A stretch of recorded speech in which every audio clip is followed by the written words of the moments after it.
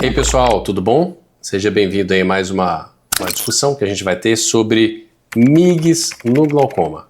Então a gente vai falar das cirurgias minimamente invasivas disponíveis no Brasil com relação ao que a gente tem de raciocínio clínico em cima da nossa tomada de decisão hoje em dia, que é baseada no que a gente interpreta da literatura científica, e já existe uma farta literatura científica. Alguns desses cirurgias ou dispositivos já existem há mais de uma década, então a gente já tem dados aí robustos para a gente parar e interpretar. Na nossa cabeça não era para ser um assunto tão polêmico, mas acaba que é, né? Hoje em dia, às vezes fica parecendo de que existe resistência de uma parte ou não. Na verdade, o que nós entendemos é que todas as cirurgias são bem-vindas, os MIGs são realmente uma adição importante no arsenal terapêutico nosso do tratamento do glaucoma. Ainda bem que elas existem, ainda bem que elas vão evoluir. Então todas têm uma função, todas têm uma indicação que, quando bem feito, quando bem indicado, você vai ter o resultado que você imaginava na maioria das vezes, e tá tudo ok, né? Se você quer dispositivo, se você quer cirurgia sem dispositivo, tá bem indicado, ótimo. A questão aqui não é defender o procedimento A ou B, não tem nenhum conflito de interesse com o que a gente vai falar. O objetivo aqui é que a gente entenda um pouquinho vantagens e desvantagens e onde que se encaixa melhor cada procedimento desse. Então, vamos ver se a gente discute, depois você coloca aqui suas dúvidas e sugestões para a gente fazer uma discussão saudável aqui nos comentários. Pessoal, então, basicamente o que a gente tem de MIGs hoje em dia no mercado no Brasil com dispositivo é o iStent. A gente pode usar também o KDB, que é aquela lâmina descartável que a gente usa. Tem o Tanito, que é um ganchinho rombo que a gente pode reutilizar. E a gente tem o GAT, ok?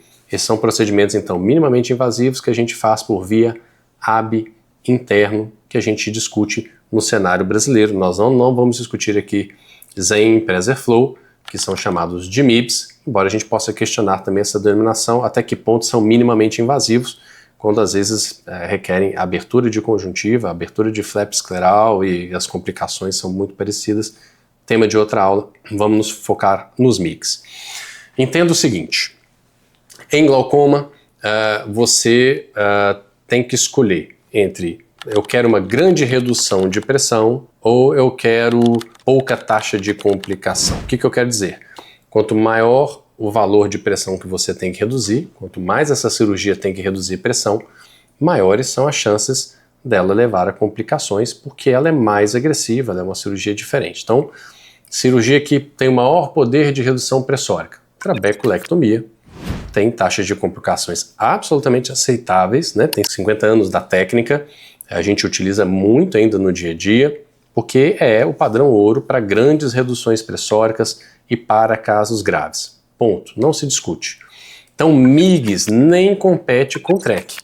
TREC é glaucomas muito descontrolados, pressões muito descontroladas ou glaucomas muito avançados. Correto? Então, MIG serve para quê? Serve para glaucomas leves, iniciais, né? Moderados e bem controlados de forma geral. Então não dá para pegar MIGs e fazer em glaucoma grave, não dá para pegar MIGs e fazer em pressões estratosféricas esperando resultados milagrosos. Não é isso que a literatura mostra nos artigos de revisão e nas meta-análises. A gente chama atenção na literatura para os conflitos de interesse, né? Já tem estudos internacionais mostrando como que existem assim, estudos de baixa qualidade ou às vezes 40%, 50% quase da literatura com conflito de interesse naquele assunto. Não dá para botar o mesmo peso de um artigo com autores ou patrocinado pela indústria ou os autores sendo patrocinados. A gente tem que levar isso em consideração. E também não dá para pegar um artigo que mostra um caso milagroso e tomar isso como base para tomar todas as suas decisões em cima de que você vai utilizar. Então, voltando ao assunto, né, de raciocínio clínico, glaucomas leves e moderados, qual eu faço ou não faço MIGs, né? Quanto mais menor chance de complicação dessa técnica, ou seja, menor o poder de redução dela. Então vamos começar do que reduz menos e que também tem menos complicação cirúrgica, que é o dispositivo que é o iStent, né? Independente do iStent que a gente estiver falando aqui. Você é um dispositivo, então, de bypass trabecular, você está pulando a malha trabecular, você encontra na literatura, nas meta-análises, né, estudos comparativos, uma redução média de pressão de 15% até 25%, então vamos considerar que a redução de pressão de um iStent é na casa de 20% de redução de pressão. Isso quer dizer aí até no máximo 2 milímetros de mercúrio, porque você não vai pegar também estudos que têm extremos de pressão, que você mede uma vez, submete aquele paciente a um procedimento cirúrgico e no dia seguinte a pressão está baixa, porque você tem redução à média nesses estudos, que é muitas vezes desconsiderada. Então, critérios de inclusão de estudos podem ser manipulados para que aquele dispositivo ou aquele procedimento cirúrgico promova grandes reduções de pressão. Basta que você pegue as maiores pressões medidas do paciente e depois mostre só as menores, e aí ele confunde isso com o que a gente chama de fator de redução à média. Então, em média, o dispositivo iStent tem baixas taxas de complicação que a gente vê mais comum na literatura, IFEMA é muito pouco, às vezes o problema dele é você não saber bem a anatomia de ângulo e colocá-lo na região errada, e obviamente ele perde efetividade, mas é isso, vai reduzir mais ou menos 1 milímetro a 2,5 milímetros de pressão, uma redução de medicação na casa de 0,7 de medicação, a redução pressórica de 15% a no máximo 20 e poucos por cento. Um pouco melhor em redução pressórica, mas que perde um pouquinho para as complicações, é o KDB e o Tanito, né? O Tanito, pensando aqui na forma de 90 graus, né? Não é aquele Tanito que você está fazendo 180 ou 270, a gente separa isso para comparar com o GAT. Então o Tanito performa bem, a gente pode usar dessas duas maneiras. Mas pensando que você vai tirar ali malha trabecular de um KDB 70 até 90 graus e um Tanito também, eles vão performar de forma parecida. Redução pressórica de 20% a 25%, redução média de medicação na casa de 1 colírio, e você vai ter uma taxa de complicação, que é a principal delas aí, FEMA, na casa de 30% a 35% até 40% dos estudos. Lembrando que essa é uma complicação leve, na maioria das vezes se resolve espontaneamente. Casos em que você volta para o bloco cirúrgico, representa um percentual muito pequeno nesses estudos todos. Então, com relação a KDB e Tanito, é isso, né? Esse poder de redução pressórica na casa de 20%, 20% a 25%, um colírio a menos, 30% de IFEMA, se resolve espontaneamente.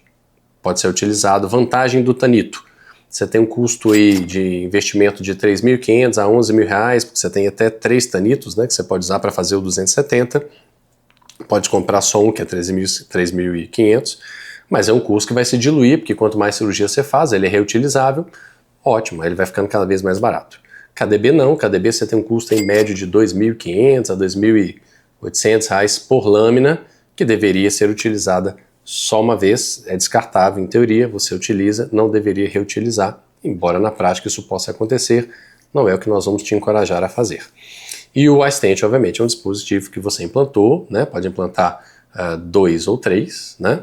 E aí você tem um custo bastante elevado, um custo aí na casa de 7 a 11 mil, depende de quem faz a compra do iStent, se é você ou se é a sua operadora de saúde, e aí você tem então uma relação custo-benefício pior por o iStent com relação a Tanito e KDB. Outra opção dentro de MIGS que a gente tem no Brasil e se divulga muito é o GAT, que na nossa cabeça faz todo sentido num país com poucos recursos financeiros como nós temos. O GAT apresenta um poder de redução pressórica na casa de 30% a 35%, uma redução de medicação aí em quase 2 medicações, uma taxa de complicação mais comum também de IFEMA de 35% a 50% dos pacientes. Podem ser IFEMAs um pouco maiores se você estiver fazendo um GAT 360 graus. Se estiver fazendo só 180 graus, você reduz um pouco esse IFEMA e aparentemente não tem diferença na capacidade de redução pressórica. Tanto é que eu tenho migrado para os meus pacientes em começar a fazer 180 graus, com resultado realmente legal, né? Mas eu estou falando aqui da literatura médica, que a gente baseou primeiro, viu a literatura para depois adotar a nossa conduta.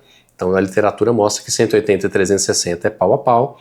na redução pressórica, sendo que 180 você tem um pouco menos de ifema nesses pacientes. Independente disso, a gente também pode fazer o tanito, como eu falei com vocês, um tanito que usando as 3 pecinhas, você chega até a 270, então aí ele começa a performar parecido com o GAT nos dados de literatura que a gente tem dos últimos anos, lembrando que é uma técnica mais nova do que o GAT, né, com relação aos estudos, mas é bastante promissor o tanito, ao que a gente está vendo na literatura, podendo fazer nessa extensão grande, você tendo resultados muito parecidos com o GAT. Ainda assim, o GAT é mais barato, porque a gente vai usar um segmento de um fio de um Prolene 5 zeros, que obviamente tem um preço irrisório, perto de todos os outros que a gente disse. Então, o resumo do GAT ou do tanito 360 graus aí, poder de redução pressórica, especialmente do GAT, que já tem uma literatura mais bem consolidada, na casa de 35%, redução de medicação perto de 2 medicações, 2 colírios, taxas de ifema na casa de 50%, ok? Agora, poder de redução muito maior, como a gente falou lá no início, maior redução pressórica, maiores taxas de complicação. É uma técnica dos MIGs a mais difícil de todas, né? A mais fácil, no meu entender, é o KDB ou a stent. Eu acho que as duas são bastante similares do ponto de vista de aprendizado, né? Basta ver um vídeo ali, entender bem a anatomia de ângulo, você não vai ter dificuldade para fazer. O tanito também parece ser ainda um pouco mais fácil do que o KDB, porque o KDB tem uma ponta que vai cortando, né? Então você pode errar a profundidade e machucar a esclera do paciente, ultrapassar ali o Chilem. O tanito é mais amigável nesse aspecto. Eu particularmente ainda não tenho uma experiência pessoal com tanito que possa falar para vocês, mas os colegas têm tido uma experiência legal. Vamos ver o que vai acontecer. E com relação ao GAT, sim, é uma técnica cirúrgica bem mais complexa do que a stent, KDB, tanito. E você depende de uma ótima visualização de ângulo, de uma expertise muito maior, de um manejo das duas mãos, que uma lente está segurando a lente de gônia, a outra ao microforceps, saber fazer bem uma flange, saber abrir ali a malha trabecular para entrar, para cateterizar com o Prolene, depois capturar isso do outro lado, quando é 180 você utilizar um gancho para você fazer um vetor certo, certamente uma técnica que você não deve começar por ela na sua curva de aprendizado. Pessoal, espero então que vocês tenham entendido melhor, né? Então a gente bota na prateleira em ordem de redução pressórica, né? O GAT é o melhor deles, depois a gente tem tanito, fazendo tanito extenso, ou depois a gente tem tanito 90 com KDB 90 também, e no último degrauzinho da prateleira com relação à redução pressórica, o stent. Com relação a custo, a gente vai ter exatamente o inverso. O stent certamente o mais caro de todos, KDB segundo mais caro, tanito abaixo do KDB e o GAT mais barato de todos.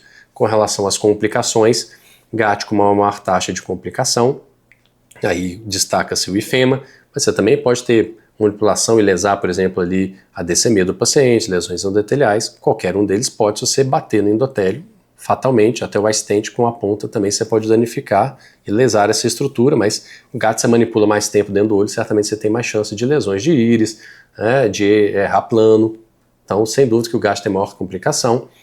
KDB menos do que o GAT, tanito aparentemente um pouquinho menos que o KDB, mas bem ali pau a pau, e o stent certamente com menor taxa de complicação. Então é isso, você tem que botar na cabeça isso. Vai fazer um stent, você vai reduzir mais ou menos 1,5 mm de mercúrio, 2 mm de mercúrio naquele paciente ao custo que a gente já citou para você. Ah não, eu preciso reduzir um pouco mais, eu quero tentar reduzir mais medicação, ótima opção, tanito, KDB. Não, eu preciso de uma redução pressórica mais robusta para esse paciente, e aí você então vai para um GAT 180 ou 360 graus. Ok, pessoal? Espero ter ajudado vocês. Curta, compartilhe se você gostou do conteúdo, participe aqui da discussão aqui embaixo nos comentários de forma respeitosa, construtiva. Estamos juntos nesse aprendizado, o objetivo nosso é que todo mundo cresça para a gente oferecer o melhor de resultado para os pacientes e considerando sempre o nosso cenário de saúde nacional, dentro das limitações que a gente tem de recurso na saúde pública, ou mesmo nas operadoras de saúde, ou mesmo, obviamente, no âmbito particular. Grande abraço, até em breve.